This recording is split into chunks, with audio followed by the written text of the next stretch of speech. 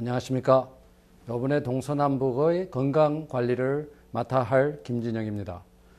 오늘은 파마시스트를 모시고 건강관리에서 이야기하겠습니다. 안녕하십니까. 안녕하세요. 네, 이기석입니다. 네, 이기석 씨는 파마시스트로 몇 년 정도 일을 하셨죠? U of T를 졸업하고 나서 한 16년을 했습니다. 16년 정도. 네. 그리고 그 16년 동안 어디서 주로 일을 하셨습니까? 졸업하고 나서 셔퍼스마트에서 매니저로 하다가 해밀턴에서 조그만 약국을 하나 열었습니다. 그걸 운영하다가 지금은 크리스티하고 블로어에 있는 공공약국을 운영하고 있습니다. 한인타운에서 일을 하고 계시네요. 네, 한인타운입니다. 옛날에는 외국 사람이랑 상대하시다가 지금 한국 분들이랑 일을 하시는 게 어떻게 생각됩니까? 외국 사람들하고 이제 상대할 때는 편한 것도 있지만 한국 사람들하고 상대할 때는 너무너무 좋아요. 뭐 어려운 점도 있지만 나하고 같은 그러니까 한국 사람들하고 도와준다는 그게 참 좋습니다. 그렇죠. 동족들이 지금 영어를 못 하시는 분 이런 분들이 오셔서 이기석 씨인데 물어볼 수 있고 약도 또 사갈 수 있고 약도 싸게 해주시죠. 싸게 해줍니다. 오늘은 지금 제가 볼 때 많은 이제 그 한인들이 약에 대해서 이제 물론 시니어들은 커버되는 사람도 있고 또 커버 안 되는 사람도 있고 또 시니어가 아닌 사람들이 돈이 없어서 커버 안 되는 사람도 있고 또 커버되는 뭐 회사를 통해서 커버되는 거 이런 게 있는데 이기석 씨가 아무래도 거기에 대해서 잘 아시니까는 어떻게 하면 커버를 될 수가 있고 커버 안 될 수 있는 걸에 대해서 간단히 좀 설명해 주십시오. 지금 상태에서는 이제 온타리오에서 플랜이 있다는 것을 알아야 됩니다. 그 플랜이 뭐냐면은 이제 두 가지가 있는데 하나는 시니어스 플랜이라고 65세가 넘으신 분들 위해서 만든 드럭 플랜이 있고 그리고 65세가 안 되신 분들을 위해서 트릴리언 플랜이라고 온타리오 주에서 지금 하고 있습니다. 그거는 뭐 대충 얘기하려면은 그게 자기의 소득에 따라서 얼마큼은 자기가 부담을 하고 그 나머지는 나라에서 부담을 합니다. 더 안으로 들어가면은 이제 트릴리엄은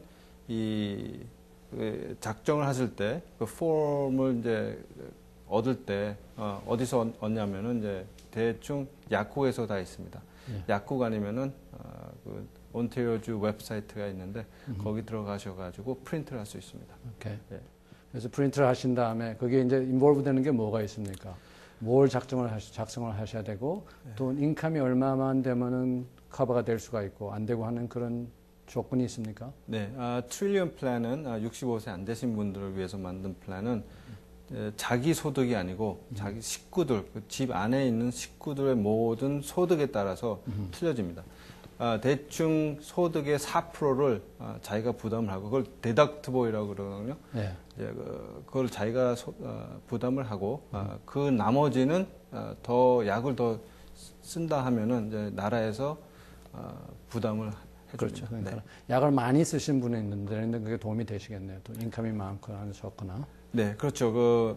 대충 보면은 많아도 좋지만 적어도 좋습니다. 왜냐하면은 혹시라도 나중에 더 쓸 수 있으니까 어플라이를 먼저 해놓고 하시는 게 또 좋죠. 네. 그리고 또 시니어 프로그램에 대해서 많은 환자분들이 어떤 사람은 커버가 되고 어떤 사람은 안 커버되고 또 1년에 뭐 100불을 먼저 내야 되는 게 있고 이런 거에 대해서 따지는 분들이 꽤 있으시거든요. 거기에 대해서 좀 간단히 설명해 주십시오. 예, 그거에 대해서 많은 할머니들과 할아버지들이 부담을 많이 갖고 그리고 또 많이 물어보시는데 그게 솔직히 그걸 많이 아는 사람들은 약사들이잖아요. 그렇죠. 예, 근데 이 플랜이 뭐냐면은 65세 넘으신 분들은 이제 두 가지로 나뉘어 있습니다. 하나는 고소득 플랜이 있고 하나는 저소득이라고 로우 인컴 시니어스라고 있는데요. 로우 인컴 시니어들은 약은 다 커버되는데 원래 맨 처음에는 2불을 내셨어야 돼요. 한 약마다. 하지만 이제 많은 약국들이 그걸 차지 안 하니까 이제 돈을 안 내시죠. 그리고 또 하이 인컴 시니어라고 고소득 시니어 플랜이 1년에 100불입니다. 1년에 100불 먼저 내시고 그 다음부터서는 약 하나마다 4부 11전을 내게 되어 있습니다. 그런데 그게 시작이 1년에 뭐 1월 1일부터 시작되는가요? 4월부터 시작되는가요? 예, 그거 많이 물어봅니다. 네. 이게 헷갈리는 이유가 이 플랜이 시작한 지가 지금 한 20년 됐는데 이 플랜을 시작할 때 그 시작하는 날짜가 1월 1일이 아니고 8월 1일이 됐습니다. 아하. 그러셔가지고 지금 많은 사람들이 헷갈리는데 8월 1일부터 7월 31일까지 그 100불을 내셔야 됩니다. 또 많은 환자분들이 내가 이제 생일이 지났다, 금방 커버해달라 네. 이러는데 커버가 또 금방 되지는 않잖아요. 네. 한 달이 지나든지 뭐 있는데 거기에 대해서 좀 설명해 주십시오. 네. 일단 자기 생일이 5월이라면은 예를 쳐서 5월이라면은 카브리지가 6월 1일부터 시작이 되고 또 예를 들면은 3월이라면은 자기 생일이 그러면은 4월 1일부터가 커버가 됩니다. 알겠습니다. 그리고 커버 될 때에는 맨 처음에는 다 모든 분들이 다 하이 인컴 시니어로 되어 있습니다. 그게 이유가 뭐냐면은 나라에서 누가 로우 인컴, 누가 하이 인컴 그걸 잘 모르니까는 그렇게 만든 제도입니다. 그러니까 이제 거기서 만약에 로우 인컴이신 분이 신청을 안 하면은 하이 인컴이 되잖아요. 네. 그럼 어떤 과정을 밟아야지 로우 인컴 혜택을 받을 수 있습니까? 로우 인컴 혜택을 받으시려면은 약국에 가셔가지고 $2 코페이 폼이라고 있습니다. 그 폼을 가셔가지고 그걸 작성하셔서 나라한테 보내셔야 됩니다. 그걸 보내시면 언제 정도나 그 연락을 받으십니까? 그게 한 4주 걸리는데요. 4주 정도. 네. 그 작동하실 때 제일 중요한 게 뭐냐면은 소득을 이제 증거를 하셔야 되잖아요. 네. 소득을 증거하실 때 내가 작년 소득을 보낸 그 폼이 아니고 이제 보낸 후에 나라에서 받았다는 저 레터가 옵니다. 예. 예, 그 레터를 보내셔야지 아니면은 나중에 문제가 생길 수가 있습니다. 이게 딜레이가 되고 이런다 이거죠. 그렇죠. 그러니까 이제 예를 들어서 어떤 분이 내가 5월 생일인데 6월에 커버를 하고 싶다. 근데 그걸 신청을 하려면 언제나 먼저 신청하는 게 제일 좋겠습니까? 저는 한 달 전에, 한 달 전부터 신청해 놓으시는 게. 그러니까는 예를 들어서 5월 생일 6월 커버 되려면 한 4월부터 하시라 이 소리겠죠. 네, 4월 정도 하면은. 네, 그렇습니다. 네. 거기에 대해서 불편 느낀 점이 있습니까? 그 문제에 대해서? 환자분들이 와서 따지고 왜 커버 안 해줬냐 이런 거에 대해서? 많이 그 불편보다도 이제 모르시니까. 네. 할머니, 할아버지들이 헷갈리고 또 친구들은 돈 안 내는데 왜 나는 내야 되냐. 그 이유를 다 이제 일일이 설명해 드리는데 많이 헷갈리시죠. 그렇죠. 예. 다 그 디덕트블이 우리가 차지하는 게 아니고 약사들이 차지하는 게 아니고 나라에서 차지하는 건데 다들 우리가 그 컨트롤이 있는지 아시는 분이 많습니다. 그러니까는 솔직히 말해갖고 약사님들이 사람들 생각만큼 돈 많이 안 버시나 보죠? 장난으로 생각하시고 나 본인이 지금 여기서 이제 그 블로어에 나와서 일하신 지가 지금 몇 년 되셨다고 그러셨습니까? 4년이 됐습니다. 4년 벌써. 네. 거기서 이제 지나면서 아까 말한 대로 동족을 도와주고 이러면서 자기가 자부심을 느끼고 했는데 제일 이제까지 좋았던 점, 무슨 인상 깊었던 일 같은 거에 대해서 뭐 있으십니까? 혹시? 첫째는 이제 한국말을 한다는 자체가 이제 할머니, 할아버지한테 많은 도움이 됐고 그게 좋고 그리고 또 한 가지는 이제 이 일을 하다 보니까 좋은 점이 많아요. 이제 예를 들면은 추석이 된다. 그러면은 몇 할머니들이 모여가지고 이제 우리 일하는 스타프한테 떡을 하시던지 아니면은 목 마를까봐 커피를 사오시던지 그럴 때마다 참 한국 그 민족이 정이 많다는 그렇죠. 걸 많이 느낍니다. 네, 뜨뜻한 점. 뜨뜻한 점. 네. 저도 그걸 많이 느껴요. 나도 이제 저도 한국에 여기서 시작한 지가 지금 24년이 됐기 때문에 많은 환자분들이 있고 또 저를 아는 환자분도 많으시고 한동안 제가 얼팁에 자주 나왔다가 요 근래 이제 너무 바쁘다 보니까 안 나왔다가 요번에 동서남북 프로그램이라는 게 참 좋다는 것 때문에 제가 나와서 오늘 처음으로 한국 약세사 중에서 지금 아주 유명한 이재석 씨를 모시고 있습니다. 많은 이야기를 해드릴 거고 앞으로도 시청자를 위해서 저희들이 노력을 많이 하겠습니다. 약제사가 되신 이유는 무엇입니까? 맨 처음 이유는 이제 부모님이 약사를 하라고 했는데 나중에 알아보니까 사람을 도와줄 수 있다는 자체가 너무 좋습니다. 네. 그래갖고는 약대사가 되신 후에 후회는 없어요? 후회는 없습니다. 후배들을 위해서 많은 사람들이 앞으로 나올 이제 약대사, 뭐 의사에 대해서 이럴 텐데 후배들을 위해서 어떻게 하면 약대사가 될 수가 있고 어떤 프로그램이 있고 또 한 가지는 한국에서 온 약대사분들 어떻게 하면 라이선스를 딸 수 있는지 거기에 대해서 잠깐 말씀해 주시겠어요? 네, 지금 약학대가 두 대학교가 지금 운영하고 있습니다. 유니버시티 토론토에서 하고 그다음에 또 워털루 대학에서 지금 하고 있는데 그 중에서 토론토 대학에서는 300명을 받고요. 그리고 워털루에서는 120명을 받고 있습니다. 그 중에 어플라이 하실 때 고등학교서부터 어플라이 하는 게 아니고 1학년 아트 앤 사이언스 아니면 라이프 사이언스 1학년 하시다가 어플라이를 하셔야 됩니다. 대충 보면 지금 요새 1학년 약사 아버지 에이지가 한 35세로 되는데 왜냐하면은 많은 사람들이 4학년 메이저를 끝내고 어플라이한 사람들이 대충 많기 때문에 좀 에이지가 좀 많아지고 그만큼 경쟁이 치열하다는 소리네요. 경쟁은 제가 대학교 어플라이 했을 때는 120명이 받았거든요. 지금은 400명인데도 7대 1이라고 그럽니다. 그러니까는 대학교 1학년 들어가갖고 들어갈 찬스는 1학년을 끝내고 들어갈 찬스는 극히 드문네요. 네. 그러니까는 치열한 거죠. 네, 그렇죠. 내가 의대 다닐 때만 해도 고등학교 졸업하고 금방 올라갔었거든요. 네. 그 언제부터 그렇게 바뀌었죠? 이제 그렇게 치열하게 된 게? 그게 1989년부터 바뀌었습니다. 1989년부터. 네. 한국 약제사분들, 한국에서 졸업을 하고 오신 분들, 네. 어떻게 하면 라이선스를 받을 수 있으시고 무슨 절차를 받으셔야 되나요? 절차는 이제 뭐 길은 많지만 지금 그 온타리오 컬리지에서 권하는 것은 1년 프로그램이 있습니다. 인터내셔널 파머시 스튜던트라고 1년 프로그램이 있는데 그 프로그램에 어플라이 하셔가지고 그거를 그라듀에이트 하시면은 거기서부터 이제 시작이 됩니다.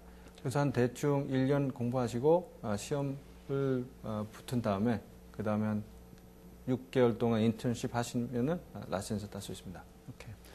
제가 이제 오늘 또 이제 약사님인데 물어볼 거고 싶은 거는 건강을 위해서 본인이 환자들인데나 아니면 저희 의사들인데 어떤 부탁을 하고 싶습니까? 환자들한테는 좀 이해를 좀 부탁하고 있습니다.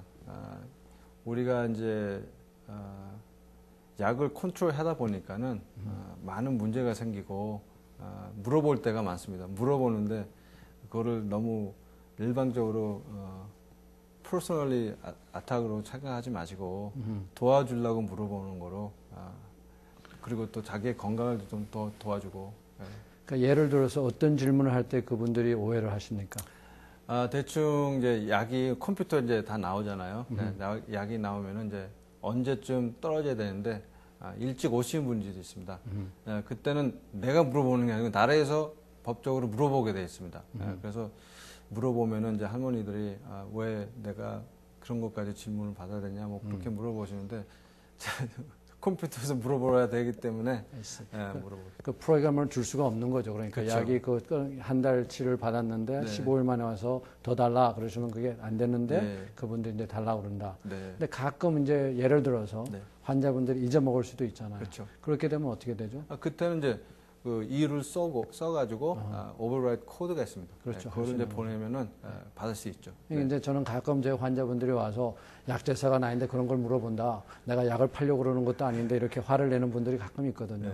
그러니까 그런 분들은 정말로 이제 잊어먹은 거고 가끔 어떤 환자분들은 그걸 또 약간 악용할 수도 있겠죠. 그렇죠. 약을 사갖고 딴 사람을 준다든지 뭐 이럴 수 있는 거. 안 그러시겠지만은 시청자 여러분들은 안 그러시겠지만은 혹시 그럴 수도 있으니까는 만약에 약제사들이 이렇게 따지따지 물어보실 때 너무 화내지 마시고 그 사람들이 해야 될 일이시니까는 그냥 솔직히 말씀드리면 문제가 없을 거라고 생각됩니다. 그리고 우리가 이제 여러 가지 약에 대해서 내가 이제 또 질문을 하고 싶은 거는 많은 한국 분들이 약을 저인데 와서 받아가지만은 또 딴 의사인데 받아올 수도 있고 또 한약을 또 같이 먹는 분도 있고 또 건강식품 약들을 같이 먹는 분들이 있어요. 거기에 대해서 좀 설명해 주십시오. 어떻게 하면 제일 좋겠나? 네. 일단 한 약국을 쓰시는 게 제일 좋고요. 약국을 쓴다는 자체가 뭐가 좋냐면은 일단 가정의사가 있잖아요. 이제 가정의사 가시다가 나중에 또 스페셜리스트한테도 가실 수 있고 아니면은 병원에도 가실 수 있잖아요. 그때 그 똑같은 약국을 쓰시면은 거기에 파일이 다 있으니까 약이 이게 인터랙션이 있는지 없는지 알 수도 있고 그리고 또 우리가 그 패밀리 덕터한테 연락을 해줄 수가 있습니다. 네. 그리고 또 일단 그 한약에 대해서는 뭐 반대는 안 하지만 의사 선생님한테나 아니면 약사한테 얘기를 하시고 드시는 게 좋습니다. 뭐 제가 지금 볼 때 이제 한약이랑 우리가 이제 여기서 먹는 약들은 다 서로 이제 검사를 다 해갖고 이 약을 먹고 이 약을 같이 먹으면 안 된다 이런 부작용 생기는 거 이런 약을 다 공부를 해갖고 나온 거 아닙니까? 근데 한약이랑 신약에 대해서는 서로 공부된 게 없지 않습니까? 네. 그래서 만약에 예를 들어서 어떤 사람이 혈압약을 먹었는데 한약을 같이 먹어갖고는 그 혈압약의 능력이 반으로 줄다든지 아니면 2배로 올라간다든지 이런 거에 대한 스터디가 없는 한 그 약을 잘못 먹다가 부작용이 생기면 어떡합니까? 그렇죠. 그 이유 때문에 의사들한테 물어보시고 드신 것도 좋고 의사들 좀 물어보거든요. 왜냐하면 공부된 게 없기 때문에 한약에 예. 대해서는. 그래서 저는 제 환자들인데 뭐라고 그러냐면은 신약을 잡수실 때 네. 정 한약을 먹고 싶으면은 신약을 다 끊고 한약을 먹는 건 좋겠지만 둘이 같이 먹는 거는 저는 반대라고 보고 있거든요. 그래서 언제 한번 한 환자분이 한번 싸운 적도 있거든요. 왜 한약을 하나도 몸에 해롭지 않는데 왜 못 먹게 하냐 이렇게 해갖고 한번 저랑 싸운 분이 한 분 있어서 제가 물어보는 거예요. 그건 괜찮고 한약 말고 또 많은 사람이 over the counter medication 그렇죠. 예를 들어서 건강식품점에 가서 산 약들 거기에 대해서는 어떻게 생각하십니까? 일단 제일 많이 드시는 분 한국산 대충 칼슘을 많이 드시죠. 이제 칼슘 먹을 때 딴 약하고 잘 안 맞는 약이 있습니다. 그래서 약사한테 물어보시고 드신 것도 좋고 그리고 또 깅크라고 은행이라는 그 약이 있는데 피순환에 쓰죠. 그렇죠. 근데 그것을 이제 뭐 메모리에 좋다, 뭐 기억력이 좋아진다, 뭐 그런 데 쓰는데 그게 또 양약하고 안 맞는 수가 있습니다. 꼭 약사 아니면 의사한테 상의하시고 드시는 것도 좋고. 요새는 또 오메가3라고 많이 드시죠. 그렇죠. 오메가3는 뭐 별로 큰 인터랙션은 아직까지는 나타나지 않았습니다. 그래서 세이프 합니다. 네. 오케이, 좋습니다. 저도 많은 환자분들에게 오메가3를 지금 드리고 있거든요. 왜냐하면 오메가3가 갑자기 심장마비 오는 거에 대해서 도움이 되기 때문에 우리 그런 스터디가 되어 있기 때문에 지금 제가 물어보고 싶은 거에 대해서 이제 한국 환자분들이 오셔서 갖고는 약에 대해서 물어볼 때 질문을 많이 할 때 어떤 질문을 제일 많이 해요? 본인인데. 대충 이 약이 나한테 좋은 것인가? 이제 처방을 가져오시죠. 처방을 가져오시고 나한테 세컨 오피니언을 이제 받는데 저로서는 이제 얘기해 줄 수 있는 거는 대충 인디비주얼 그러니까 약이 좋다 해서 자기한테 좋은 게 아니고 자기가 내 몸에 맞는 약을 드셔야 된다는 말이죠. 그래서 그렇죠. 이제 그런 질문을 하신 분한테는 꼭 의사가 처방한 대로 드셔보시고 얘기를 하셔야지 내가 똑바로 얘기를 못 한다고 그럽니다. 네, 그런 질문을 많이 하십니다. 또 많은 환자분들이 남의 옆집 친구 약들을 먹고 와서 나 이 약 달라고 하는 사람들이 있거든요. 거기에 대해서는 또 어떻게 설명해 드립니까?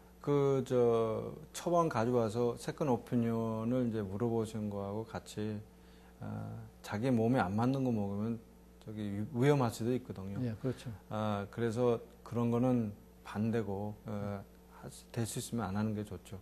어느 할머님이 오셔가지고 저한테 물어봅니다. 우리 친구는 이런, 위장약을 드시는데, 너무너무 잘 듣는다 그러는데 나도 그거 좀, 권해달라. 하지만 자기 몸은 또 틀리거든요. 위장약이 한두 가지가 아니잖아요. 그렇죠. 네, 아시다시피 자기 몸에 맞는 위장약을 쓰셔야 되니까 친구들 얘기나 아니면 친구들 약을 써보지 마시고 의사 선생님한테 상담하시고 꼭 드시는 게 그럴 때는 이제 뭐라 그러시면 되는 줄 알아요? 제가 하는 환자들인데 뭐라 그러냐면 그 친구들이 맞는 약을 꼭 먹고 싶으시면 그 친구들 천당 가실 때 같이 가실 거예요? 하고 물어봐요.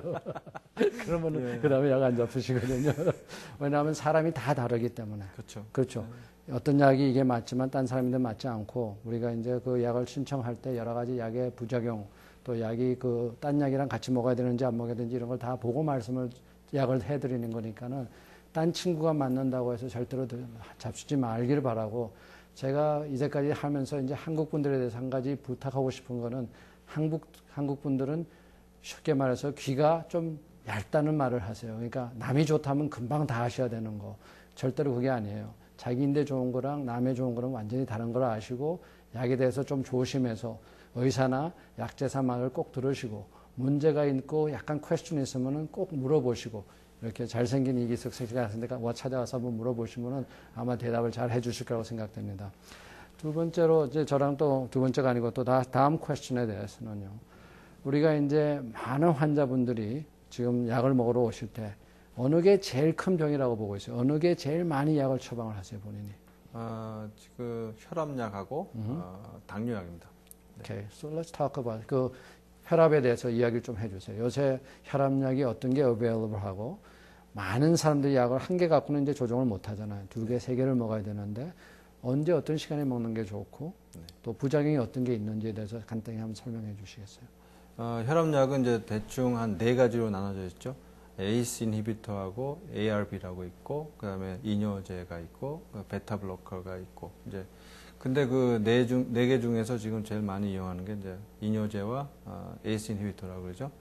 하지만 그게 자기에 맞는 걸 이제 찾으셔야 되니까 그게 제일 중요하지 않고 내 생각에는 의사 선생님한테 잘 상담하셔가지고 맨 처음에 스텝 와이스 있으니까 그 스텝을 잘 하시는 게 좋습니다. 그렇죠. 그리고 이제 우리가 볼 때 ACE랑 ARB를 원 클래스로 보고, 그렇죠. 그다음에 이뇨제를 한 클래스를 보고, 그다음에 베타 블로커, 그다음에 CCB 이렇게 그렇죠. 보시는데 요새 나온 스터디에서 그 accomplish라는 스터디가 요새 나와갖고는 옛날에 우리가 이제 환자들 볼 때는 ACE나 ARB를 드린 다음에 이뇨제를 드렸는데 이번에는 ACE, ARB를 잡수시고 calcium channel block를 드렸을 때 심장마비 중풍이 한 20% 떨어진다.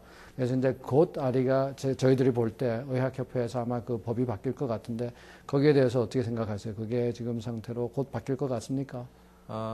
바뀌어야죠. 바뀌어야죠. 스터디가 돼 있으니까. 스터디가 돼 있고 그다음에 또 23%면 큰 퍼센테이지인데 바뀌어야죠. 그리고 또 이뇨제는 자체가 이제 뭐 다 좋지 않으니까 CRB로 calcium channel blocker로 바꾸는 게 내가 알기로는 큰 도움이 된다는. 근데 이제 제가 볼 때 그 약들을 이렇게 잡수시다 보면은 부작용이 생기잖아요. 그러니까 제일 처음에 이제 에이스라는 게 우리가 제일 많이 쓰는 중에 하나인데 그걸 먹으면 한국 분들 동양 사람들이 한 20%에서 25%가 기침을 하잖아요. 거기에 대해서는 어떻게 방지를 할 수 있고 만약에 기침을 하게 되면은 어떤 식으로 하셔야 됩니까? 맨 처음에 시작하시면은 거진다 한 그 퍼센테이지가 10%가 기침을 한다고 나타나거든요. 근데 그 기침이 심한 거와 이제 심할 때에는 한 달 동안 복용을 하시면은 괜찮아질 수가 있습니다. 아니면은 그 커프 시럽이라고 DMC라고 있는데 하여튼 한 달 동안 드셔 보셔야지만 이게 계속 있는지 없는지 아시거든요. 그러니까는 근데 그 약을 잡수시고 잠을 못 주무시고 이런 분들이 있거든요. 그렇게 되면 그 한 달 동안 잡술 수는 없는 문제죠. 그리고 또 에이스를 잡수게 되면은 우리가 이제 콩팥 기능 뭐 이런 것도 자주 검사를 해야 되잖아요. 포타슘이 올라가고 이런기 때문에. 그다음에 CCB에서 또 제일 많이 쓰는 약이 노르바스크라는 약인데 거기에 부작용은 어떤 부작용들이 있습니까? calcium channel blocker 대해서 이제 두 가지가 있죠. 이제 노르바스크 쪽이 있고 그 딜타이삼 쪽이 있는데 노르바스크가 대충 adverse effect가 덜 있고요. 그다음에 대충 있는 건 이제 redness, flashing이라고 그러죠. 영어로는 flashing하고 이제 이리마, lower extremity, 그리고 발이 붓거나 뭐 몸이 붓는다. 뭐 그게 대충 많고 딴 건 별로 없는 겁니다. 그 치료를 하려면 어떻게 합니까? 많이 너무 많이 부었을 때 그걸 어떻게 하면 좀 도움이 됩니까? 도움은 이제 침대에 이제 잘라고 침대에 누웠을 때 발을 좀 올려놓고 주무시면 많이 도움이 됩니다. 뭐 테레비 같은 거 다리에 올려놓고 그렇죠. 보시다든지 네. 예, 네. 그런 식으로. 그러면 그 다음에 많이 쓰는 약이 당뇨라고 그러셨는데 당뇨에 대해서는 지금 어떤 식으로 치료를 해야 되고 어떤 검사를 해야 되고 환자분들이 어떻게 하셔야지만 그 당뇨를 조정할 수 있는지. 당뇨가 지금 메이저 프로블럼이거든요. 네. 어떻게? 제일 중요한 건 이제 당뇨가 있다 하시면은 약국 아니면 의사한테 가셔가지고 그 블라드 글루코스 모니터라는 그 기계를 먼저 사시고 혈당을 재는 이제 기계죠. 이제 그 기계를 구입하신 다음에 그걸 잘 이용하셔야지 그 당뇨를 이제 컨트롤하기가 제일 쉽습니다. 그렇죠. 네. 그러니까 그 스타디가 나온 걸 보면은 당뇨 조정을 많이 하면 많이 할수록 검사를 많이 하면 많이 할수록 당뇨 조정을 잘 한다고 나와 있거든요. 네, 그렇죠. 그러니까는 네. 그게 이제 그 기계 때문에 잘 되는지 아니면 그 검사를 많이 하는 분들이 그 자기의 당뇨를 조정하려고 노력하시는 분인지는 몰라도 어쨌든 검사를 많이 하면 좋다고 나와 있습니다. 그리고 이제 당뇨 검사하는 기계에 대해서도 오늘 간단히 이제 저랑 설명을 해드리겠지만은 우리가 이제 그 당뇨 기계가 옛날에 나온 거랑 요새 나온 거랑 차이점이 많습니다. 그 점에서 좀 이야기 좀 해주십시오.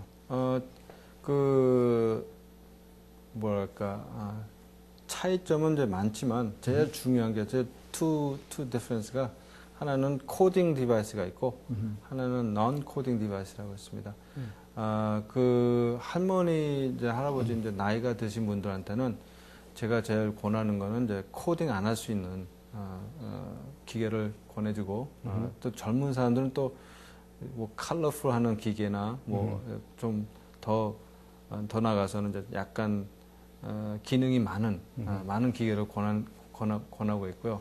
할머니 이제 나이가 있으신 분들은 대충 보면은 이게 피를 뽑고 어디다가 대는지를 잘 몰라요. 네, 그게 제일 큰 문제이기 때문에 네. 되시면은 그 스트립스가 약간 더 크고 잘 보일 수 있는 그런 기계를 권합니다. 제가 볼 때는 이제 많은 환자분들이 나이가 드실 때 당뇨가 있을 때 그 나이가 좀 드시고 이제 기억력도 좀 없어지시고 이러기 때문에 그 코딩을 하다 보면은 코딩을 잘 안 하고 검사를 하면 검사 밸류가 틀려지니까 숫자가 달라집니다. 그래서 코딩을 안 할 수 있는 기계, 더구나 나이가 들어서 기억력이 좀 상실되고 그거 고치는 방법을 잘 모르고 할 때는 자기 의사나 자기 그 약제사를 찾아가셔서 코딩이 없는 걸로 하시는 게 좋다고 보고 있습니다. 그 다음에 당뇨 약에 대해서는 여러 가지가 이제 요새 새로 나온 약도 많고 있는데 거기에 대해서 조금 설명해 주시고 우리가 한동안 제일 큰 문제가 있었던 약이 에반디아라는 약이 있었는데 TZD라는 약이 심장마비 중풍이 많이 생긴다. 그래갖고는 그 약이 한동안 문제가 생겼는데 거기에 대해서 어떻게 좀 설명해 주시겠습니까? 당뇨약은 이제 대충 시작이 글루코파즈라는 약으로 대충 시작하고 거기에 대해서 이제 뭐 당뇨보다도 혈당이 안 내려가면은 그 다음에 또 아드하는 게 이제 다이비라는 약은 이제 아드하잖아요. 네. 근데 그것도 혈압약과 같이 한 약으로 컨트롤 못하면은 두세 개를 같이 써야 됩니다. 그렇죠. 네. 그래서 이제 그 새로 나온 아반디아라는 약이 참 좋았는데 네. 그게 무슨 역할을 했냐면은 이제 자기 몸에 있는 인슐린을 더 잘 쓸 수 있도록 네.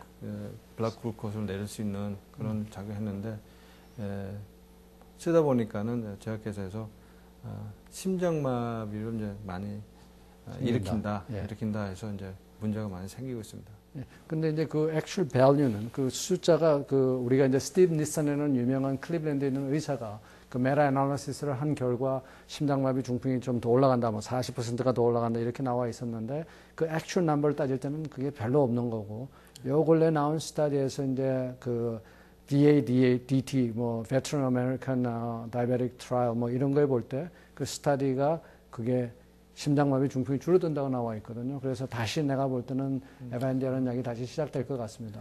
그 다음에 에반디아 액토스가 그 TZD고요. 그 다음에 뭐 설포노유레아 중에서 다이베라, 다이마이크론, 뭐 글루코놈 이런 게 있고요. 그 다음에 이제 글루코포즈가 있고, 그 다음에 이제 많은 환자분들이 주사를 맞으셔야 되거든요. 그러니까 당뇨가 있는 환자들은 암만 자기가 조정을 잘해도 이벤츄리 한 5년, 10년, 15년 지나면은 조정을 암만 잘해도 나빠지게 돼 있어요. 그렇죠. 팬크리아스가 나빠지기 때문에. 어느 한계가 되면 주사를 맞아야 되는데 많은 분들이 주사 맞는 거에 대해서는 거부 반응을 느껴요. 어떻게 하면 그분들을 컨빈스 할 수 있습니까? 요새 그 주사라는 테크놀로지가 너무 좋아가지고 예. 이 주사 맞는 자체가 느끼질 못합니다. 그렇죠. 예. 예를 들어서 당뇨 재는 검사하는 아픔이랑 주사 맞는 거랑 차이가 어떠세요? 덜 있죠. 그렇죠. 예. 이거는 훨씬 더 아프죠. 더 아프죠. 예, 훨씬 더 훨씬 더 아프고 예. 그 옛날 그 주사 바늘 큰 주사 바늘 그런 바늘이 아니고 예.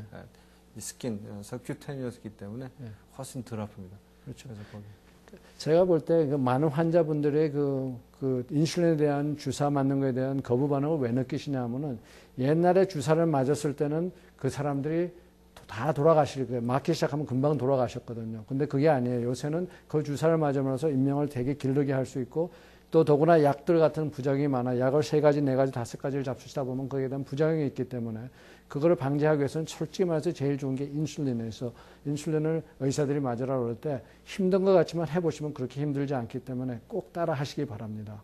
그 다음에 오늘 그 글루카미를 하나 갖고 나오셨는데 네네. 요걸 한번 간단히 설명해 주실래요? 이게 왜 나온 것 중에서 좋은지. 이게 새로 나왔는데요. 네. 나온 지 한 달밖에 안 됐습니다. 예. 일단 좋은 게 저기다 조금 보여주시면 어떡해요?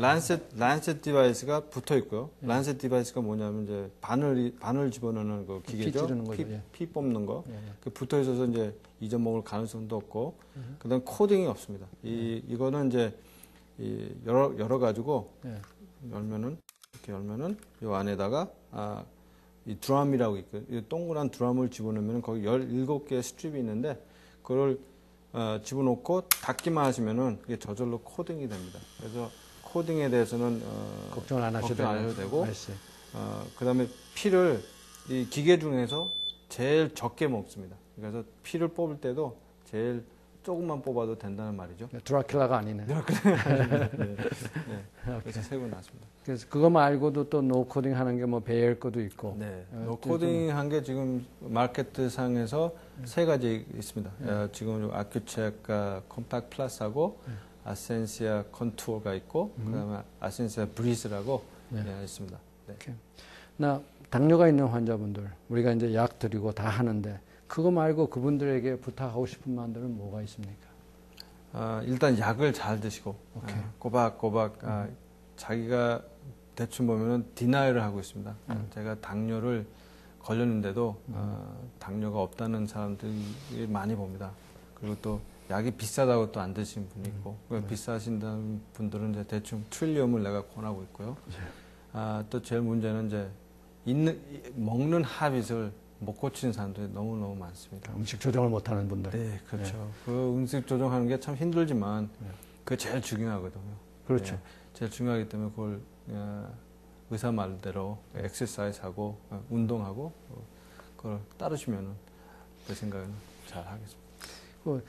많은 분들이 와서 이제 남자분들 당뇨가 있을 때 여자분들이 나인데 와서 막 컴플레인을 해요. 왜 이 사람 조정도 못하고 뭐 어쩌고 왜 의사 선생님이 그 조정 못하게 하냐? 그럼 제가 뭐라면 물론 그 장난으로 하는 말이겠지만 30년 같이 산 당신이 고치지 못하는데 내가 어떻게 고치냐? 이렇게 이제 말씀인데 제가 볼 때는 여자분들보다 남자분들이 좀 조금 더 고치기가 힘들어요. 담배 끊는 것부터 시작해서. 지금 이제 마지막으로 제가 지금 환자분들인데 지금 부탁하고 싶은 게 이제 뭐냐면은 우리가 당뇨가 있을 때 아니면 혈압이 있을 때 우리가 무엇 때문에 사람들이 더구나 당뇨가 있을 때 사람들이 죽냐면 혈당이 올라가서 사람이 돌아가지는 않으세요. 당뇨가 있을 때 80%의 사람들이 심장마비 중풍으로 돌아가십니다. 그러면 당뇨가 있을 때 제일 중요한 걸 뭘 해야 되냐면은 물론 당뇨 조정하는 건 중요하겠지만은 그거보다도 더 중요한 게 딴 가지가 여러 가지가 있잖아요.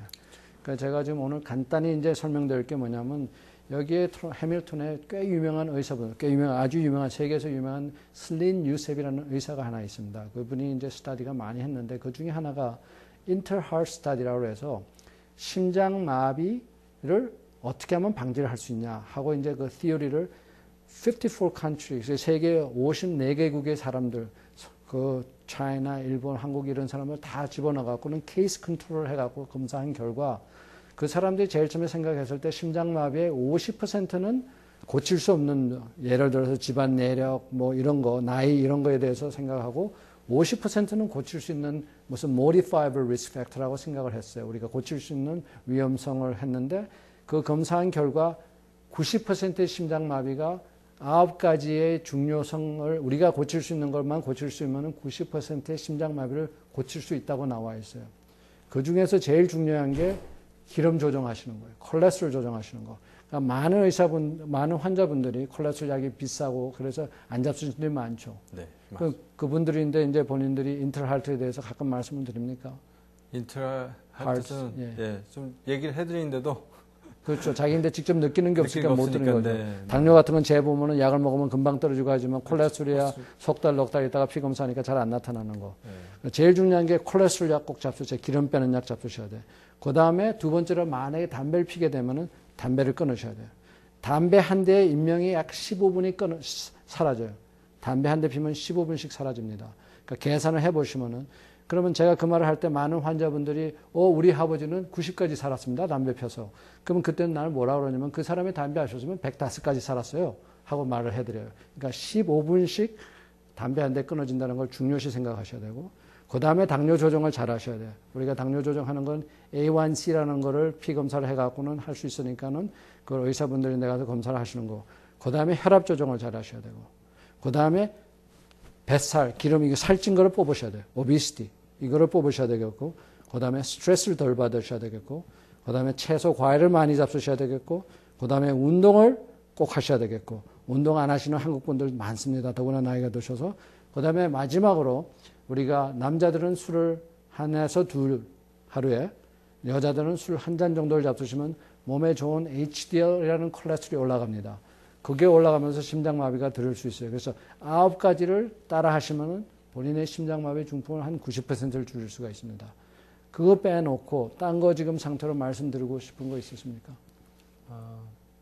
뭐 약을 잘 드신다는 거, 예. 네, 그거밖에는 뭐 약을 잘 드셔야 되겠고, 그렇죠. 그 다음에 될 수 있는 대로 한 약방에 다녀셔서 그 약방에 대해서 자기 약의 프로파일을 가정이라 연락할 수 있게 하는 게 중요하실 거고, 세 번째로 약을 잡수시는 건 부작용에 대해서 잘 아시고 한약이랑 무슨 그 건강식품에 대해서 잡술 때도 그냥 쉽게 생각하지 말고 잘 잡수셔야 될 거고, 그 다음에 운동 열심히 하셔야 될 거고, 담배 끊으셔야 될 거고. 네, 오늘은 제가 약재사로 계신 이재석 씨를 모시고 건강에 대해서 이야기를 했습니다. 그 중에 중요한 게 우리가 그 트릴리언 플랜, 그 다음에 시니어 플랜, 그 다음에 당뇨, 혈압에 대해서 이야기를 해드렸습니다. 우리가 지금 말씀을 드렸지만 환자들이 하셔야 될 게 많습니다. 우리가 여기서 말하는 empowering이라는 게 있습니다. empower는 환자들인데 책임을 넘겨주는 거예요.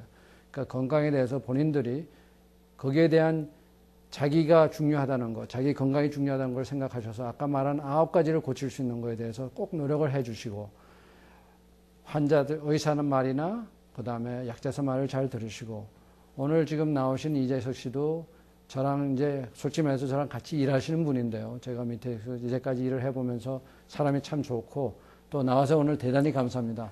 언제 다음번에 또 기회가 되면 한 번 더 나오셔서 좋은 말씀 나눠주기 바랍니다. 그리고 환자분들 건강하시고 다음번에 뵙겠습니다.